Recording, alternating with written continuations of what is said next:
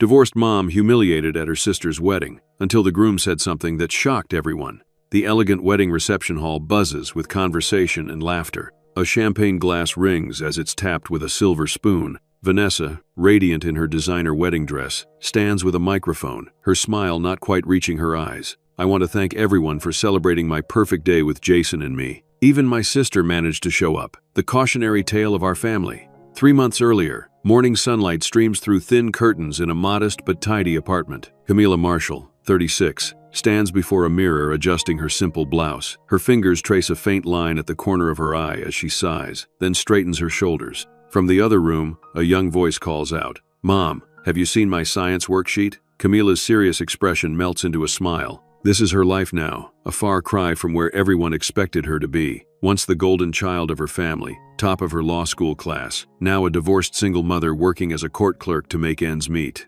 But behind her tired eyes lies a quiet determination few have noticed. Life hadn't gone as planned when her husband abandoned her during pregnancy. But Camila had never abandoned her dreams. She'd simply learned to pursue them differently, quietly, with her daughter Mia always at the center of her world. "Mia, it's on the kitchen table where you left it last night," Camila calls, quickly applying a touch of mascara. The bathroom counter holds just a few modest makeup items. Practicality over luxury these days. 10-year-old Mia appears in the doorway, worksheet in hand, her school uniform slightly rumpled. She's the spitting image of Camila at that age, bright-eyed and curious, but with a confidence Camila had to fight to maintain. "Got it. Are we running late again?" Mia asks, her voice free of judgment. Camila checks her watch. "Just on schedule, actually. Grab your lunch from the fridge while I finish up." Their morning routine is a well-choreographed dance of efficiency. Breakfast dishes in the sink, backpack by the door, Camila's work bag packed with both legal documents for her clerk job and, hidden beneath, her own study materials.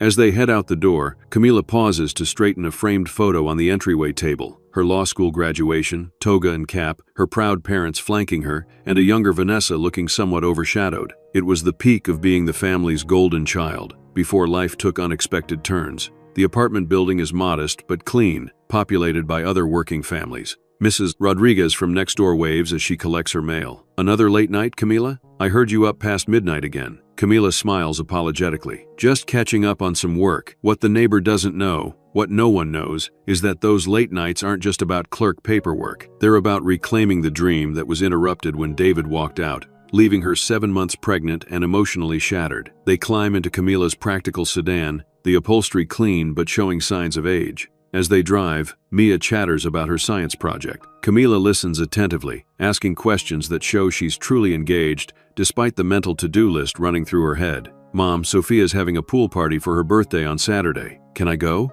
Camila hesitates. "I have to work the morning shift, sweetheart, but it's not until the afternoon. Please? Everyone's going to be there." The pleading in Mia's eyes is hard to resist. "Let me see if I can swap with Teresa." No promises, though. Dropping Mia off at school, Camila watches her daughter run to join her friends. Other mothers stand in clusters, some in business attire headed to professional jobs, others in designer casual wear with nowhere pressing to be. Camila belongs to neither group, and the subtle glances occasionally cast her way haven't gone unnoticed over the years. At the courthouse, Camila greets security with familiarity, her ID badge worn like second nature. The building has been her second home for years, though not in the capacity she once dreamed. As a court clerk, she manages the massive flow of paperwork that keeps the justice system functioning, invisible but essential. "Morning, Marshall," says Officer Jenkins. "Judge Winters was asking for you. Something about the Henderson file." Camila nods. "Thanks. I'll head there first." The corridors of justice are familiar territory, and Camila navigates them with quiet confidence.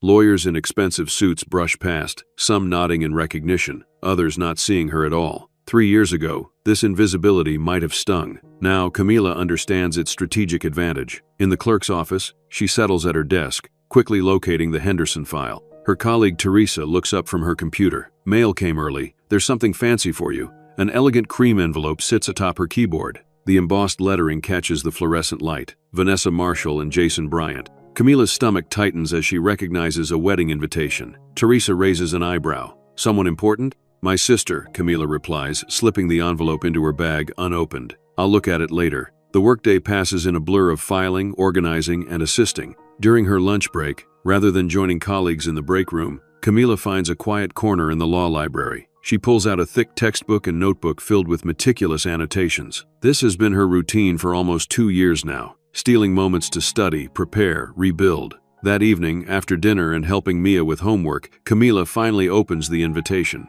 The elegant card announces the union of Vanessa Marshall and Jason Bryant at the Oakmont Country Club 3 months from now. Attached is a handwritten note from Vanessa. Mom insists I invite you. Mia can be a junior flower girl if she behaves. Try to dress appropriately. Camila sets the invitation down, emotions churning. 3 years of minimal contact, holiday cards, and the occasional awkward family dinner, and this is what their relationship has become. She remembers when they were younger, before competition and judgment created this chasm. Her phone rings. Margaret Marshall, her mother. Did you get Vanessa's invitation? Margaret asks without preamble. Hello to you too, Mom. Yes, it just arrived today. Well, will you be attending? Vanessa needs final numbers soon. Camila hesitates. I don't know, Mom. Things have been so strained. Nonsense. Family is family. Besides, what kind of message would it send if you're not there? People would talk. The implication is clear. More embarrassment for the family to have the divorced daughter absent. I'll think about it, Camila offers. Don't think too long. And Camila,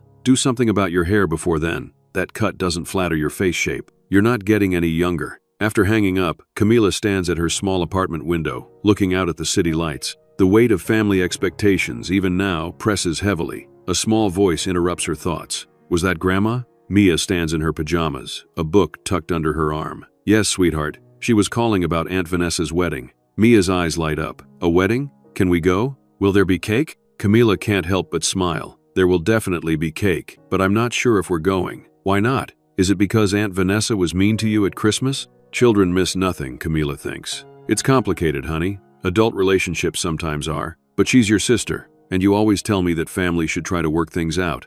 Out of the mouths of babes, Camila sits on the sofa and pats the spot beside her. Mia curls up next to her, opening her book. You're right. I should practice what I preach, shouldn't I? As they read together, Camila's mind continues processing. Perhaps this wedding could be an opportunity, not just for potential reconciliation, but for her to finally step back into family gatherings with her head held high. The next evening, after Mia is asleep, Camila pulls out a hidden folder from beneath her bed. Inside are official-looking documents, test scores, application forms, the path she's been quietly forging while everyone, including her family, believed she'd given up. A flashback reveals younger Camila in law school, boldly arguing a mock case, professors nodding in approval. Her future then seemed luminous and certain. Another flash, Camila in a hospital gown, alone, cradling newborn Mia while checking her phone for any response from David. None came. Back in the present, Camila writes a formal response to the wedding invitation, accepting for herself and Mia. Whatever happens, they will face it together, with dignity.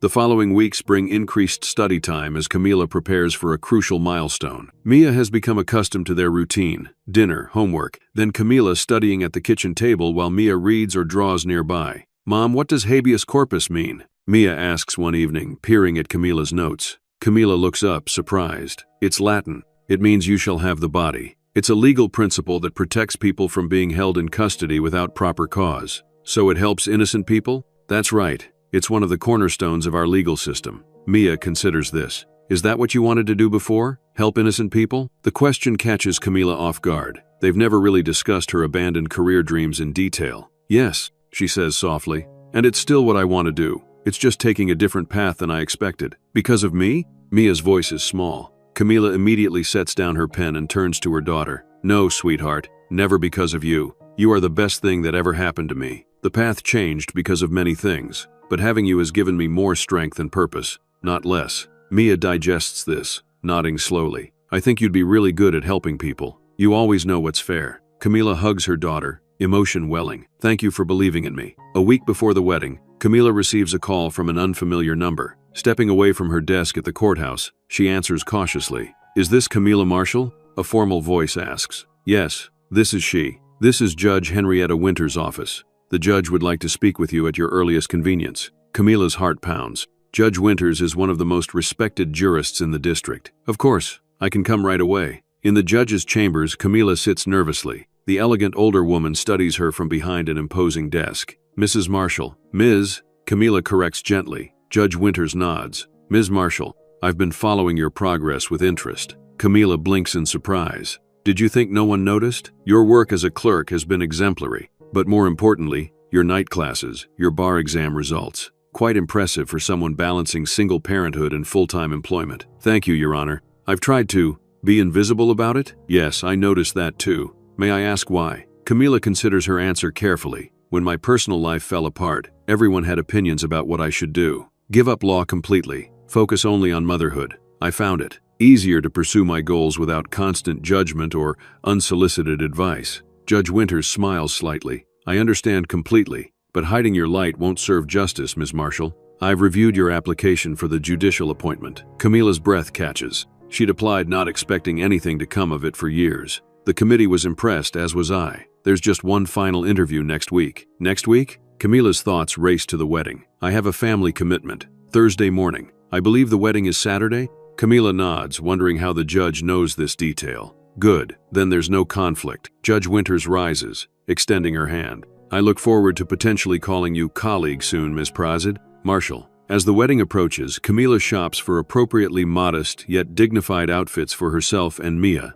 stretching her budget to ensure they'll look presentable. The night before the interview, she practices responses in her mirror while Mia pretends to be a tough questioner. What makes you think you'd be a good judge, Ms. Marshall? Mia asks in a deepened voice, using a hairbrush as a microphone. Camila smiles but answers seriously. My experiences have given me a unique perspective on justice. I understand how the system works from the ground up, and I've seen firsthand how legal decisions affect real people's lives. Mia nods approvingly. You're going to ace it, Mom. Thursday morning arrives and Camila dresses in her best suit, the one she's saved for special occasions. Her interview is scheduled for 9 a.m., giving her time to drop Mia at school first. Remember, no matter what happens, I'm already so proud of us, she tells Mia during the drive. We've built a good life together, and it's going to get even better, Mia says with characteristic optimism. You'll see. The interview panel consists of 5 people, including Judge Winters. Camila's nerves settle as soon as she begins speaking about her passion for the law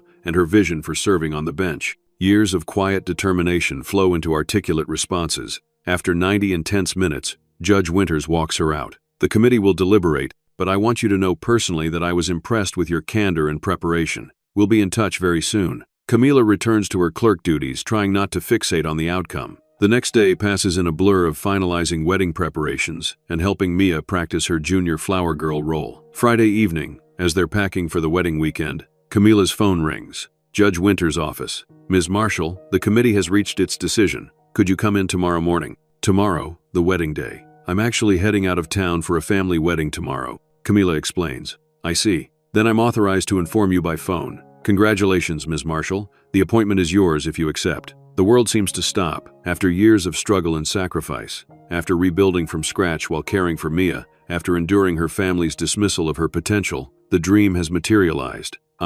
Yes, I accept. Thank you. Thank you so much. The swearing-in will be Tuesday morning. We'll send details by email. And Ms. Marshall? This achievement is well-deserved. Camila sinks onto her bed after hanging up, overwhelmed. Mia peeks in, sensing something important has happened. Mom, are you okay? Camila looks up, tears streaming down her face, but she's smiling. More than okay, sweetheart. I got the position. I'm going to be a judge. Mia's eyes widen before she launches herself into her mother's arms. I knew it. I knew you could do it. They celebrate with ice cream and a dance party in their living room. Later, as Mia sleeps, Camila considers whether to share her news at the wedding. After reflection, she decides against it. This weekend should be Vanessa's moment in the spotlight. There will be time to tell family later, in a less public setting. With that decision made, Camila carefully packs her modest but elegant outfit for the wedding, checks that Mia's junior flower girl dress is wrinkle-free, and finally allows herself to feel the full measure of her accomplishment. Whatever happens tomorrow, she'll walk into that country club knowing her own worth.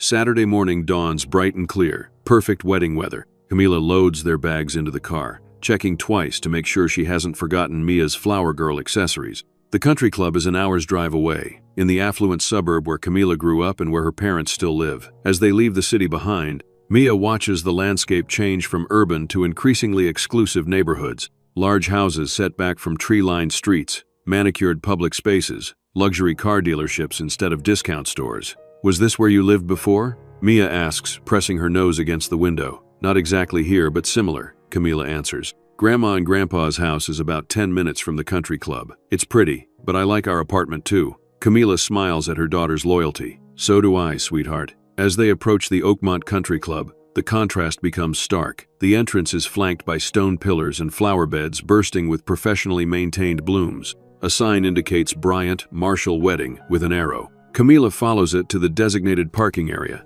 The lot is filled with luxury vehicles, sleek German cars, high-end SUVs, even a couple of vintage sports cars. Camila's practical sedan looks conspicuously out of place as she pulls into an empty spot. She checks her appearance in the rearview mirror, tucking a strand of hair behind her ear. "Ready for this?" she asks Mia, who's practically bouncing with excitement. "So ready. Do I look okay?" Mia's dress is simple but pretty, a pale blue that brings out her eyes, purchased on sale but no less lovely for it. "You look beautiful, honey. Remember what we talked about? This is Aunt Vanessa's big day, so we need to be on our best behavior and not do anything to take attention away from the bride." Mia recites, "I remember, Mom." They follow signs to the bridal preparation suite. The country club is even more impressive inside. Polished marble floors, crystal chandeliers, floral arrangements that probably cost more than Camila's monthly rent. A few guests are already arriving for the ceremony, dressed in attire that screams wealth and status. Outside the bridal suite,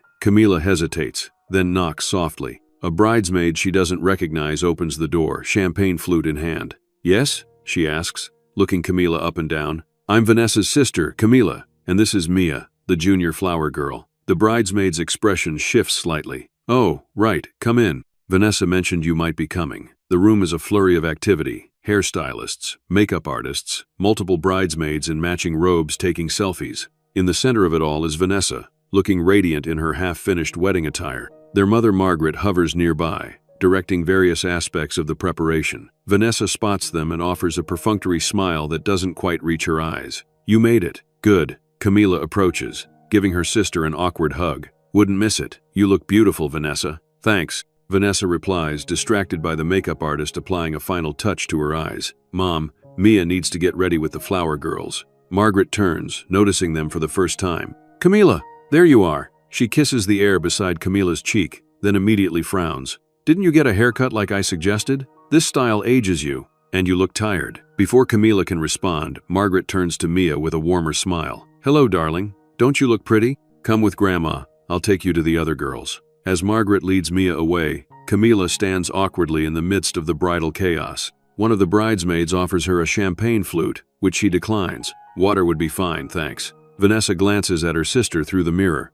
"No champagne? Still the responsible one, I see." There's an edge to her voice that Camila chooses to ignore. "It's a bit early for me. Besides, someone needs to drive us home later." Vanessa turns back to the mirror. "Jason's family reserved a block of rooms here at the club. Everyone's staying over for the brunch tomorrow." "We can't. Mia has school on Monday, and I have." Camila stops herself before mentioning the swearing-in ceremony. "Work, I know," Vanessa says dismissively. "The court can't function without its dedicated clerk, right?" One of the bridesmaids leans in to Vanessa. "Your sister works at a courthouse? Is she a lawyer?" Vanessa laughs lightly. She was supposed to be. Top of her class at law school, everyone had such high hopes. Then she threw it all away for a quickie marriage that lasted, what, a year? Camila stands very still, maintaining her composure despite the sting. 10 months. And I didn't throw anything away, Vanessa. Life took a different turn. Right. A turn that left you a single mom working as a clerk while the rest of us actually fulfilled our potential. Vanessa turns to her friend. "Jason's the rising star prosecutor downtown. They say he'll make district attorney before he's 40.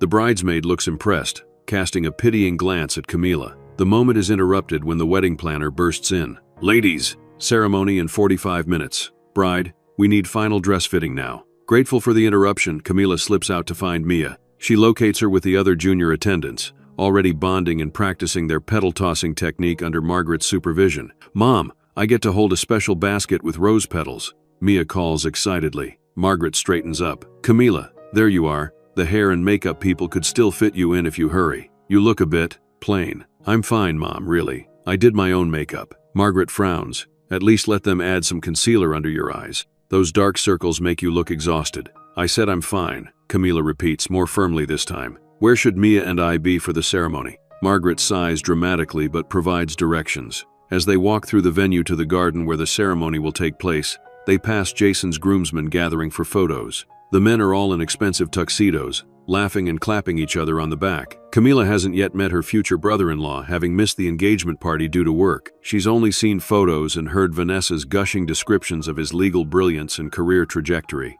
The garden is a vision of elegance. white chairs with satin bows arranged in neat rows, an arch of white roses where the couple will exchange vows, and a string quartet playing softly as guests begin to arrive. Camila and Mia find seats near the back, as no specific place has been reserved for them. Extended family members pass by, some offering brief acknowledgments, others pretending not to notice them. Camila maintains a pleasant expression throughout, though she feels the weight of their judgment. "Mrs. Collins was my third-grade teacher," Mia whispers, pointing discreetly to an older woman several rows ahead. "I didn't know she knew Aunt Vanessa. Your school is in this district, honey. Many people here are connected to the community I grew up in. Is that why they keep looking at us funny?" Camila's heart sinks that Mia has noticed. They're just curious. It's been a while since they've seen us. The ceremony is about to begin when a wedding planner hurries over. "Mia, you need to be with the flower girls at the entrance. Quickly now." Mia looks to Camila, who nods encouragingly. "Go ahead, sweetie. You'll do great." Left alone, Camila feels increasingly conspicuous. An older couple seated nearby whispers while glancing in her direction. She catches fragments. Marshall's elder daughter, and such a shame, and the divorced one. She sits straighter, focusing her attention on the string quartet as they transition to the wedding march. The procession begins, groomsmen and bridesmaids. Then the adorable flower girls, including Mia, who executes her petal scattering with perfect concentration. Finally, Vanessa appears on their father's arm. She is undeniably stunning in her designer gown, a vision of bridal perfection. Despite the tension between them, Camila feels a genuine swell of happiness for her sister. As the bride passes, Camila catches her first clear look at Jason Bryant. Tall and handsome in his tuxedo, he exudes confidence and success, the perfect match for Vanessa's ambitions. Something about him seems vaguely familiar, but Camila can't quite place it. The ceremony proceeds beautifully. The vows are personal and touching, the ring exchange flawless. Throughout it all, Camila notices Jason glancing in her direction several times with a curious expression, as though trying to place her. When the minister pronounces them husband and wife, the crowd erupts in applause. Camila claps sincerely, happy that despite everything, her sister has found someone who clearly adores her. As the newlyweds process back down the aisle, Jason's eyes meet Camila's directly. There's a flash of recognition in his expression, quickly masked as he continues walking with his bride. The guests move toward the reception area as the wedding party remains for photographs. Mia runs back to Camila, beaming with pride. "Did you see me, Mom? I didn't drop any petals too early." "You were perfect, sweetheart." The most beautiful flower girl there. A photographer approaches them. "Excuse me, the bride is asking for the flower girls for photos." Mia looks to Camila for permission. "Go ahead. I'll find our place at the reception." The grand ballroom has been transformed for the reception. Crystal centerpieces, fine china, silver place settings. Guests mill about finding their assigned tables, each marked with an elegant calligraphed card. Camila searches for their names, moving from table to table. She checks the family section first, then the friends of the bride section. Nothing. Finally, she spots Camila, Mia Marshall, at a table near the back of the room, partially hidden behind a decorative column. They've been seated with distant acquaintances and the wedding planner's assistant. Swallowing her hurt, Camila places her small gift on the present table and makes her way to their assigned seats. She introduces herself to the others at the table, who seem surprised to learn she's the bride's sister. "Oh, I assumed you were a work colleague or something," one woman says. "I'm Jason's mother's tennis partner's daughter. Family would usually be seated up front, wouldn't they?" Camila forces a smile. "I'm sure the planners had their reasons. It's a lovely event, isn't it?" The cocktail hour drags as Camila watches her parents and extended family laughing together at prime tables near the dance floor. Margaret catches her eye once but quickly looks away, continuing her conversation with a woman in an expensive suit. Mia finally returns from photos, bubbling with excitement about being included in pictures with the bride. "Aunt Vanessa let me hold her bouquet for one picture, Mom, and the big flower girls were super nice to me."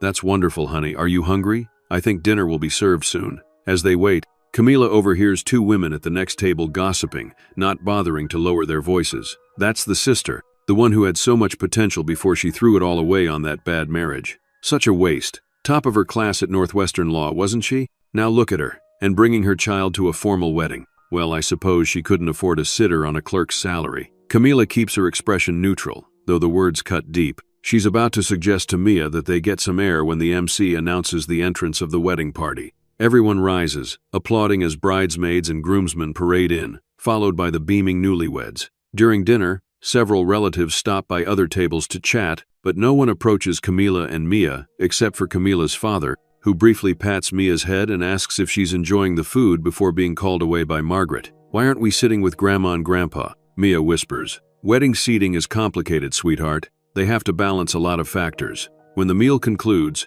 Camila decides to make a proper effort. Taking Mia's hand, she approaches the head table to congratulate the couple. Vanessa, Jason, congratulations. It was a beautiful ceremony. Vanessa accepts her words with a nod. Thanks for coming. Mia did well with the flowers. Jason studies Camila intently. Have we met before? You look familiar. Before Camila can respond, Vanessa laughs. I doubt it, honey. Camila doesn't exactly move in legal circles anymore. Not like she was supposed to. A flash of discomfort crosses Jason's face at his wife's tone. I'm a court clerk downtown. Camila offers simply. That must be it, Jason says, though his expression suggests he's not entirely convinced. He extends his hand. It's good to finally meet you, Camila. Vanessa's mentioned her sister, of course. His politeness only seems to irritate Vanessa, who quickly turns to greet other guests. Jason gives Camila an apologetic look before following his bride. As they return to their table, Margaret intercepts them. Camila, dear, your hair is falling flat.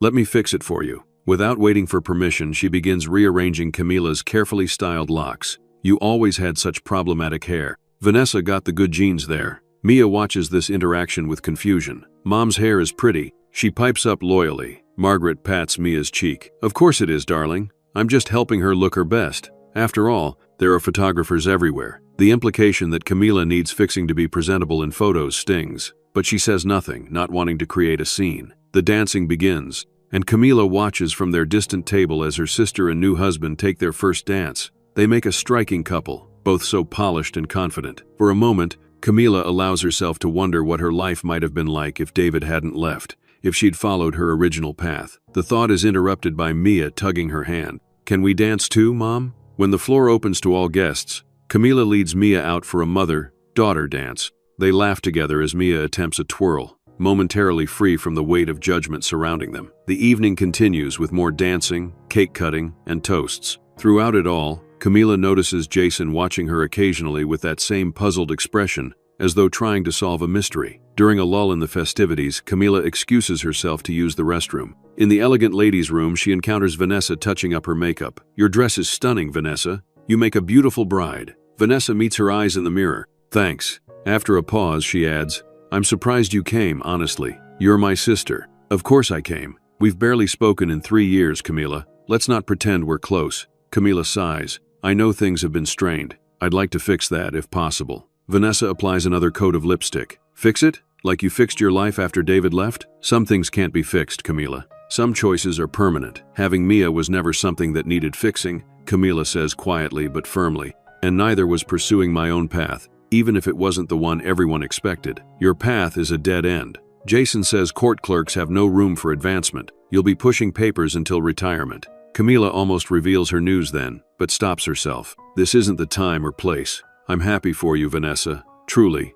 Jason seems like a good man. He's brilliant, Vanessa says, pride evident in her voice. He can make or break anyone in court. His conviction rate is the highest in the district. She studies Camila's reflection. It's funny. He could have been your colleague if you hadn't thrown everything away. I didn't throw anything away, Camila repeats, maintaining her composure. I just took a detour that led nowhere. Vanessa gathers her things. Anyway, I should get back. My husband is waiting. As Vanessa leaves, Camila takes a moment to steady herself. The constant reminders of her perceived failure are exhausting, but she reminds herself of Tuesday's swearing-in ceremony. Soon enough, her family will understand she never gave up on her dreams. Returning to the reception, she finds Mia yawning at their table. It's getting late, and they have a long drive home. Perhaps they should leave early, before the bouquet toss and final festivities. Ready to head out, sweetheart? She asks, stroking Mia's hair. Mia nods sleepily. Can we say goodbye to Aunt Vanessa first? Of course. They approach the head table again, where Vanessa is surrounded by bridesmaids and admirers.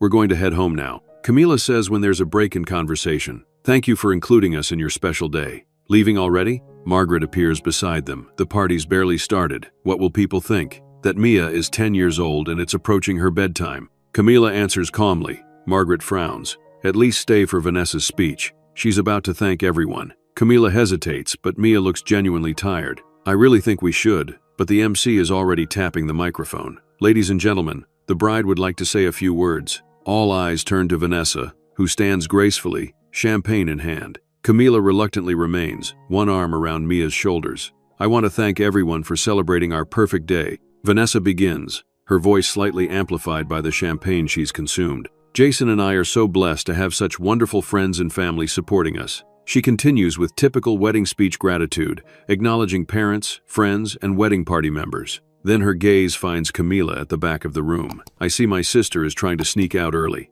Typical Camila, always leaving before the job is done. The room falls uncomfortably silent. Camila freezes, feeling all eyes turned toward her and Mia. A hushed anticipation falls over the reception hall as Vanessa's focus locks onto Camila. The bride's smile remains in place, but something shifts in her eyes, a glint that Camila recognizes from childhood arguments, when Vanessa felt overshadowed and sought to reclaim attention. For those who don't know my older sister, Vanessa continues, her voice carrying through the silent room, let me introduce you to the cautionary tale of our family. Margaret laughs loudly, encouraging others to treat this as good-natured teasing rather than the public humiliation it's quickly becoming. A few nervous titters ripple through the crowd. Even my sister managed to show up today, everyone. Vanessa raises her glass. The former golden child. She went from top of her law school class to divorced single mom nobody wanted. Camila feels Mia stiffen beside her. The little girl's confusion is evident as she looks up at her mother, then back at her aunt. This isn't the lighthearted family teasing a child can easily dismiss. There's venom beneath the words. Mom? Mia whispers, her voice small. Camila places a protective arm around her daughter's shoulders, keeping her expression neutral despite the burning humiliation. She catches sight of her father, who looks uncomfortable but remains silent. Other guests shift awkwardly in their seats, some averting their eyes, others watching with the morbid fascination of witnessing a car crash. Vanessa, perhaps this isn't the appropriate. Jason begins quietly, standing beside his new wife. But Vanessa is too far into her speech, fueled by champagne and years of perceived competition. Let's raise a glass to second chances. Well, maybe third or fourth chances in Camila's case. She laughs. From law school star to court clerk, talk about aiming high. Margaret rises from her seat, adding, why would anyone want a used product? At least Vanessa knows how to keep a man. The cruel comment lands like a physical blow. Several guests gasp. Camila sees Jason's expression transform to one of genuine shock at his mother-in-law's words. Camila feels her hands begin to shake, but she keeps her head high. This isn't just about her anymore. Mia is witnessing everything, learning how family can sometimes wound deepest. This stops now. Mia, we're leaving, she says quietly but firmly, taking her daughter's hand. Running away again, Camila? Vanessa calls. That's becoming your signature move. Camila turns toward the exit, guiding Mia through the scattered tables. She can feel curious eyes follow their retreat, hear the murmurs spreading. Mia's small hand trembles in hers. Why is Aunt Vanessa being mean? Mia whispers, confusion and hurt evident in her voice. Sometimes people say unkind things when they're unhappy inside. Camila answers softly. It's not about us, honey. They're halfway to the door when a strong male voice cuts through the uncomfortable murmurs. I'd like to say something, if I may. Jason has taken the microphone from his wife, his expression serious and determined. Vanessa looks startled, clearly not expecting this intervention. Camila pauses despite herself, turning slightly. There's something in Jason's tone that compels attention. I'd like to say something about Camila, Jason continues, his voice steady. Or should I say, Your Honor? The room falls completely silent. Camila freezes, her escape halted by those two unexpected words. What none of you seem to know, Jason says, looking around the room, is that Camila Marshall passed the bar exam last year while working full-time and raising her daughter alone. Gasps spread through the crowd as heads swivel between Jason and Camila. She was sworn in as a place as patients, 4-3 heads 4-3s while rounds of Kamla, judge last month, the youngest in our district's history. Camila stands perfectly still, caught between embarrassment and vindication. She hadn't wanted this revelation to happen this way, at her sister's wedding of all places. Yet there's no denying the sweet relief of having her silent achievements finally acknowledged. Margaret's mouth opens in shock. Vanessa's triumphant expression crumbles, replaced by confusion and disbelief. That's not possible. Vanessa stammers into the silence. She's a court clerk. She's been a clerk for years. Jason nods. Yes, she has, while also putting herself through night classes, studying for the bar exam, and raising a remarkable daughter. He looks directly at Camila.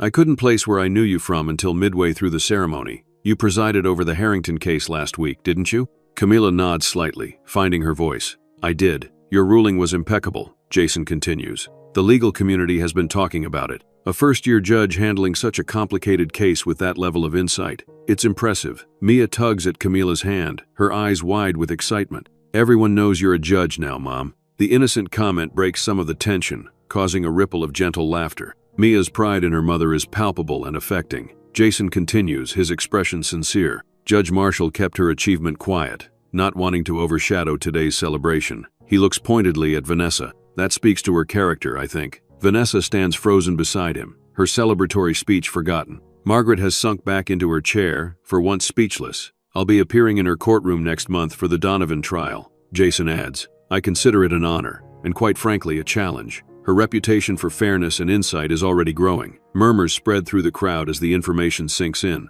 Camila can see the shift happening. Guests who moments ago were avoiding eye contact now looking at her with newfound respect and curiosity. Several legal professionals in attendance whispered to each other, clearly processing this news about a new judge in their midst. I think we've all misjudged someone today, Jason concludes, handing the microphone back to the stunned MC. In the silence that follows, Camila gently guides Mia toward the door again. She has no desire to further disrupt Vanessa's wedding with what will inevitably become a focus on her achievement. As they reach the exit, she hears footsteps behind them. Judge Marshall, a moment please. She turns to find an older gentleman approaching, Wallace Bennett, senior partner at one of the city's most prestigious law firms. She recognizes him from courthouse encounters. I had no idea we had a rising star in our midst, he says, extending his hand. The Harrington ruling was brilliantly reasoned. We've been following your work with great interest. Thank you, Mr. Bennett. That's kind of you to say. Not kind, accurate. We have a judicial roundtable next month. We'd be honored if you'd consider participating. Camila nods, aware of guests watching this interaction. I'll check my calendar. Please have your office contact mine. The simple, professional exchange feels surreal after the emotional chaos of moments before. As Bennett steps away, several other guests approach, attorneys, legal professionals, even a state representative who serves on the Judicial Committee. Mia watches with wide eyes as her mother is suddenly treated with deference and professional respect by the very crowd that had been whispering about her earlier. Is this why you were studying so hard? Mia asks quietly. Yes, sweetheart. I wanted to surprise you when it was official. I just didn't expect everyone to find out this way. I think it's awesome, Mia says decisively. You're the coolest mom ever. From across the room, Camila sees her mother approaching, expression a complex mix of shock, confusion, and the first hints of what might be pride struggling to surface. Camila, Margaret begins, her usual confident tone wavering. Why didn't you tell us? Your father and I had no idea you were pursuing my dreams despite every discouragement? Camila supplies calmly. I learned it was easier to succeed without constant judgment, Mom. Margaret flinches slightly at the gentle rebuke. But we're your family. We should have been at your swearing-in. The ceremony is actually this Tuesday. Camila corrects her. Today was just when I received official confirmation. I didn't want to take attention from Vanessa's wedding. Nearby guests observe this exchange with interest. Margaret becomes aware of their audience and quickly adjusts her demeanor. Well, of course we'll be there on Tuesday. My daughter, a judge. Her voice rises deliberately, ensuring others hear. I always knew you had it in you, Camila. You were always so determined. The abrupt revisionism would be almost comical if it weren't so transparent. Camila chooses not to challenge it directly. Tuesday at 10 a.m., County Courthouse, main ceremonial room, she says instead. Mia will be holding the Bible for my oath. Your father and I wouldn't miss it, Margaret insists, already reimagining herself as the supportive mother of an accomplished daughter. We should celebrate. Perhaps dinner afterward? Before Camila can respond, she spots Vanessa standing alone by the head table, Jason having moved to speak with his groomsmen. Her sister looks lost, the triumph of her wedding day now sharing space with the unexpected revelation about her supposedly failure of a sister. Excuse me, Mom. There's something I need to do before we leave.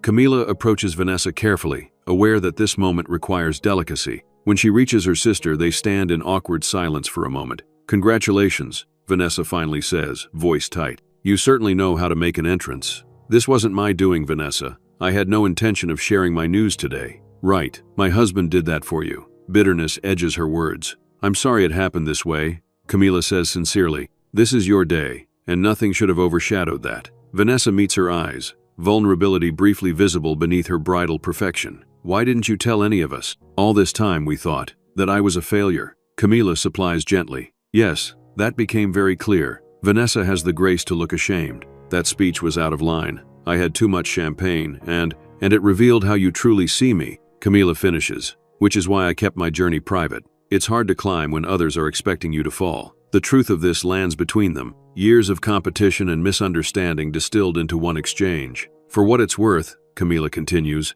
your wedding was beautiful. You and Jason seem well matched. I wish you both all the happiness in the world. She extends her hand, offering a truce rather than seeking an apology she knows isn't yet forthcoming. After a moment's hesitation, Vanessa takes it. Good luck with the Donovan case, Vanessa says, attempting normalcy. Jason says it's complicated. It is, but I'm looking forward to the challenge. They share a moment of tentative understanding before Camila steps back. Mia and I should be going. Enjoy the rest of your reception. It truly is your day, Vanessa. As Camila turns to leave, she finds Jason standing nearby, having observed their exchange. Judge Marshall, he says formally, extending his hand. I apologize if my announcement caused discomfort. I couldn't stand by while your new family humiliated a respected member of the judiciary. Camila offers with the first small smile of the evening. Jason returns the smile, relief evident. Something like that. Though in fairness, I didn't know you were related to Vanessa until I got engaged. Court schedules and wedding planning don't leave much time for connecting the dots.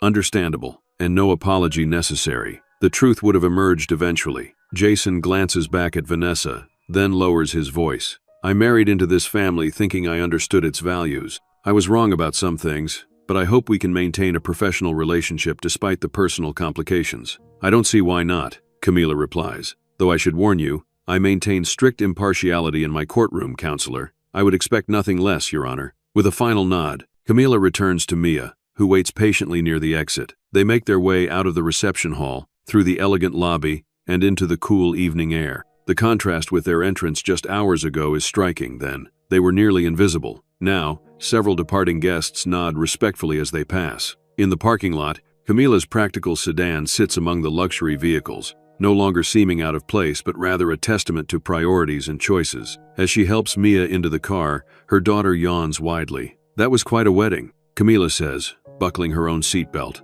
Mia rests her head against the seat. Everyone knows you're important now. I was always important, sweetie. To you, to myself, to the justice system I serve. Recognition is nice, but it doesn't define worth. As they drive away from the glittering country club, Camila feels a curious mixture of emotions. Lingering hurt from the public humiliation, satisfaction at the validation, and most complicated of all, a tentative hope that perhaps this unexpected revelation might eventually lead to healing within her family. Mom? Mia's sleepy voice breaks the silence. I'm really proud of you, not just for being a judge, but for not being mean back when they were mean to you. Camila reaches over to squeeze her daughter's hand, heart full. Thank you, sweetheart. That means more to me than any title ever could. The drive home passes in comfortable silence. Mia dozing against the window while Camila processes the events of the day. The city skyline emerges on the horizon, familiar and welcoming after the tension of the country club. By the time they reach their apartment building, Mia is sound asleep. Come on, sleepyhead, Camila whispers, gently rousing her daughter. Just a few more steps and then bed. Mrs. Rodriguez is checking her mailbox in the lobby when they enter. She looks up with her usual friendly smile. How was the fancy wedding? You two look exhausted. It was eventful, Camila replies diplomatically. Well, you both look lovely. That dress suits you, Camila. The simple, genuine compliment feels like balm after the cutting remarks she'd endured earlier. Thank you, Mrs. Rodriguez. That's kind of you to say. Upstairs, Camila helps a half-asleep Mia out of her dress and into pajamas. As she tucks her daughter in, Mia stirs. Mom, are Grandma and Grandpa coming to your judge ceremony now? They said they are. Do you think they're proud of you? The innocent question lodges in Camila's heart. I think they're surprised right now. Pride might take a little time. That's silly, Mia mumbles, eyes already closing. Everyone should have been proud of you all along. Camila kisses her forehead. Get some sleep, wise one. Later, as Camila removes her makeup and changes into comfortable clothes, her phone buzzes repeatedly. Text messages and calls have been accumulating since they left the wedding. A message from Margaret. We must talk about this judge position. Call me first thing tomorrow. From her father. Congratulations, Camila. I'm sorry about tonight. From an unknown number. Judge Marshall, this is Wallace Bennett. My firm would be honored to host a small reception celebrating your appointment. Please call my office Monday. Most surprising is a message from Jason. I apologize again for the way things unfolded. Vanessa is processing. This doesn't excuse today's behavior, but perhaps explains it. She's always felt she lived in your shadow growing up. The roles seemed reversed these past few years, and she became comfortable in that dynamic. Change is difficult for her. I believe with time, she'll recognize her behavior was unacceptable. For what it's worth, I'm looking forward to appearing in your courtroom, professionally speaking. Camila appreciates his insight. The sibling dynamic has always been complicated, with Vanessa competing for attention while Camila tried to live up to expectations. Perhaps tonight was the first step toward a more honest relationship, however painful the catalyst. She responds only to her father. Thank you, Dad. I appreciate that. See you Tuesday? His reply comes quickly. Absolutely. Your mother is already planning what to wear. I'm proud of you, kiddo. The simple message brings unexpected tears. In all the years since her divorce, through all the struggle and silent determination, her father's pride has been something she's missed without fully acknowledging it. The next morning, Sunday, Camila lets Mia sleep in while she makes coffee and reviews case files for the coming week. The previous night feels almost dreamlike now. The humiliation, the revelation, the sudden shift in how she was perceived. Her phone rings just after 9. Margaret, predictably. Camila, we need to discuss Tuesday. Your father and I will absolutely be there. Should we host a lunch afterward? The club would be perfect. Mom, Camila interrupts gently. I appreciate the support, but I've already made plans. The courthouse is hosting a small reception after the formal ceremony, but surely family should celebrate separately. We could invite the Prescotts and Jacobsons. They always asked about you, you know. Camila recalls these family friends who had written her off after her divorce. Mom, this isn't a social opportunity. It's a professional milestone. Of course, dear, but connections are everything in your field. And now that you're a judge, Margaret's voice fairly bubbles with newfound pride. Now that I'm a judge, nothing has changed about who I am, Camila says firmly. I'm still the same person I was before Jason made that announcement. There's a telling pause before Margaret responds. Well, yes, but people will view you differently now. Your position reflects on the family. Does it? Because last night it seemed the family was quite comfortable viewing my life as a cautionary tale. The pointed reminder creates an uncomfortable silence. Vanessa was out of line. Margaret finally admits. The champagne went to her head. She feels terrible about it. Does she? Camila asks, not masking her skepticism. Because I haven't heard from her directly. It was her wedding night, Camila. Be reasonable. Camila takes a deep breath, choosing her next words carefully. Mom, I'm happy for you and Dad to attend on Tuesday. Mia will be thrilled to have you there. But I need you to understand something. I don't need or want a sudden rush of approval because of my title. I needed support during the journey, not just celebration at the destination. Margaret is uncharacteristically silent for a moment. I suppose we weren't as supportive as we could have been. She concedes reluctantly. No, you weren't. But Tuesday can be a fresh start if you'd like it to be. After finalizing details for the ceremony, Camila ends the call feeling cautiously optimistic. Years of family dynamics won't change overnight, but perhaps this unexpected revelation has opened a door for healthier relationships moving forward. Later that afternoon, while Mia is working on homework, the doorbell rings. Camila opens it to find a delivery person with a large flower arrangement. The card reads simply, "Congratulations, Your Honor. Looking forward to Tuesday. Your family is welcome at the courthouse reception. Judge Henrietta Winters." Camila smiles, touched by her mentor's thoughtfulness. She places the flowers on the kitchen table, where Mia exclaims over them. "They're from Judge Winters, the one who helped me through the application process," Camila explains. "They're pretty," Mia says, then asks hesitantly, "Mom, are you still happy about being a judge, even though it wasn't supposed to come out that way?" Camila sits beside her daughter. "Absolutely. I worked very hard for this, and I'm proud of what I've accomplished.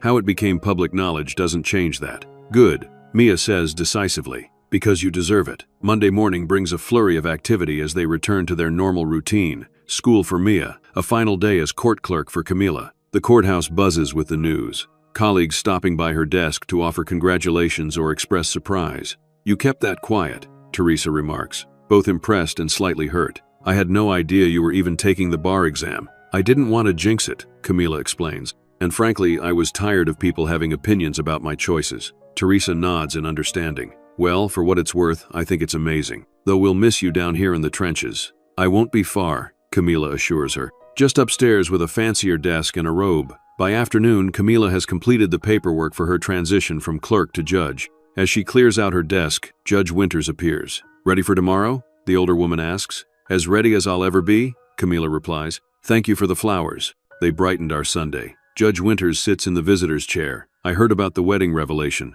Courthouse gossip travels fast. Are you all right?" "I am. It wasn't how I planned to share my news with family, but maybe it was necessary. Sometimes the bandage needs to be ripped off," Judge Winters observes. "Now, about tomorrow, I've arranged for your daughter to have a special role in the ceremony, if she's comfortable with it." Camila smiles. "She'll be thrilled. She's already practiced holding the Bible very still." "Excellent. And Camila, remember that you've earned this position through merit and determination. No matter what anyone says tomorrow, family included, you belong on that bench." The swearing-in ceremony on Tuesday morning is everything Camila could have hoped for. The ceremonial courtroom is filled with colleagues, legal professionals, and yes, family. Margaret and Richard Marshall sit in the front row, both dressed impeccably. Her father gives her an encouraging nod as she enters in her new judicial robe. More surprising is the presence of Vanessa and Jason in the second row. Vanessa looks uncomfortable but present, which feels like an important first step. Judge Winters presides over the ceremony with dignity and warmth. When it's time for the oath, Mia steps forward proudly, holding the Bible with perfect steadiness as Camila places her hand upon it and repeats the solemn words that will guide her judicial career. I, Camila Elizabeth Marshall, do solemnly swear that I will administer justice without respect to persons, and do equal right to the poor and to the rich, and that I will faithfully and impartially discharge and perform all the duties incumbent upon me under the Constitution and laws of this state. So help me God. After the formal ceremony, colleagues and family gather for the reception. Margaret is in her element, introducing herself to everyone as Judge Marshall's mother, while Richard stands by more quietly, occasionally catching Camila's eye with a small smile. During a brief lull, Vanessa approaches her sister, looking elegant but subdued. "Congratulations," she says, extending her hand formally. "Thank you for coming," Camila replies, accepting the gesture. "I wasn't sure you would." Vanessa glances around the impressive ceremonial space, noting the respect with which others treat her sister. "I almost didn't. This is a lot to process." "I understand. Do you?" Vanessa asks quietly. "Because I'm not sure I do. One minute you're the family disappointment, the next you're the youngest judge in district history. I was never the family disappointment, Vanessa. That was just your perception and Mom's. I was always working toward this, just not publicly." Vanessa looks away. "I should apologize for the wedding. I was drunk and jealous." "Jealous? Of what? You've always been the smart one, the accomplished one. Growing up, it was exhausting living in your shadow." Vanessa's honesty is unexpected. When your life seemed to fall apart, it was, I don't know, validating somehow. Like maybe I could be the successful sister for once. "And now we've come full circle," Camila observes. "Something like that." Vanessa hesitates. "I'm not proud of how I acted. Jason was furious with me afterward. He seems like a good man." "He is. Better than I deserve, probably." Vanessa straightens her shoulders. "Anyway, congratulations. The robe suits you. It's not a complete reconciliation, but it's a beginning. An acknowledgement of past wrongs and perhaps a foundation for a more honest relationship." The reception continues with speeches and well wishes.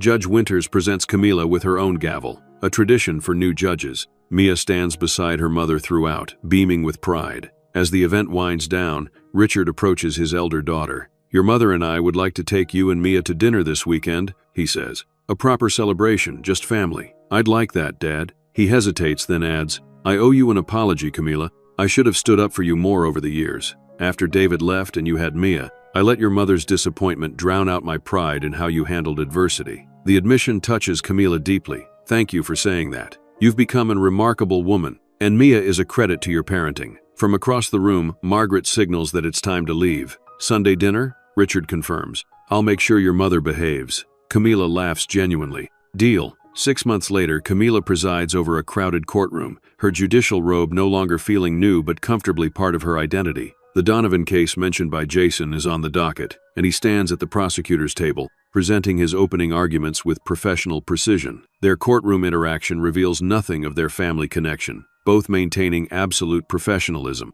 When Camila rules on an objection against Jason, there's no hint of personal consideration, only the law as she interprets it. That evening, Camila's apartment, now a slightly larger unit in the same building, hosts a Sunday dinner that would have been unimaginable a year ago. Margaret and Richard sit at the table with Mia between them. Vanessa and Jason occupy the other side, with Camila at the head. The conversation flows more easily now, though occasional tensions still surface when old patterns emerge. "I read about your ruling in the Morton case," Margaret says, having become an avid follower of legal news since Camila's appointment. "The paper said it was insightful and nuanced." "Mom's super fair," Mia chimes in. "She always listens to both sides of a story. A trait that would serve all of us well," Richard observes meaningfully, glancing between his daughters. The relationship between Camila and Vanessa remains a work in progress. The wedding revelation forced a reckoning that continues to unfold in small moments of both connection and distance. They may never be best friends, but they've found a more honest footing. After dinner, while Mia shows her grandparents her science project in her bedroom,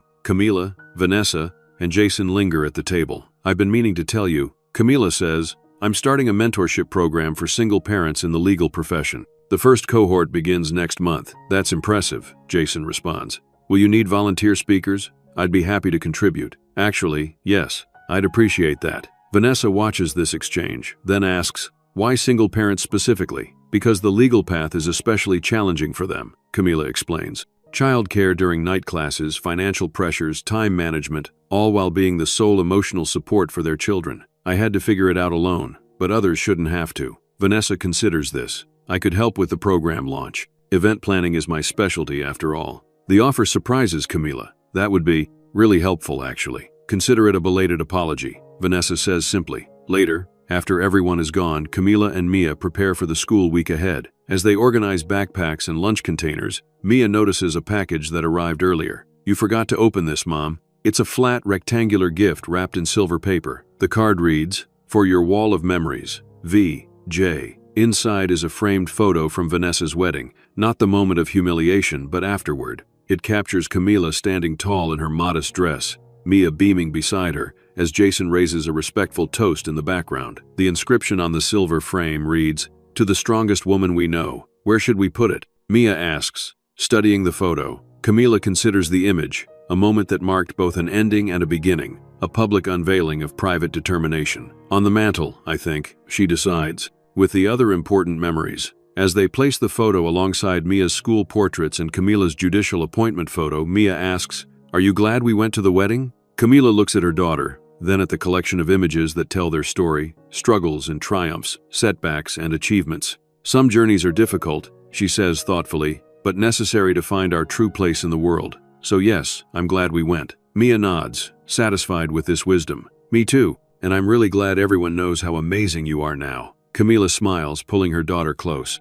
The only person whose opinion truly matters has known all along. Outside their window, the city lights shimmer against the darkening sky. Tomorrow, Judge Camila Marshall will return to her courtroom, continuing the work she was always meant to do. The path wasn't what she planned, but standing here now, she wouldn't trade her daughter or what she's learned for anything in the world. Have you ever experienced a moment when someone underestimated you? Or perhaps you've been guilty of judging someone without knowing their full story? Share your thoughts in the comments below. Life rarely follows the paths we initially envision. For Camila Marshall, what seemed like a devastating detour, an abandoned marriage, and early motherhood, ultimately led to her greatest strengths. Her determination to succeed not for validation but for herself and her daughter gave her a resilience that no courtroom challenge could shake. Thanks for watching. Until next time.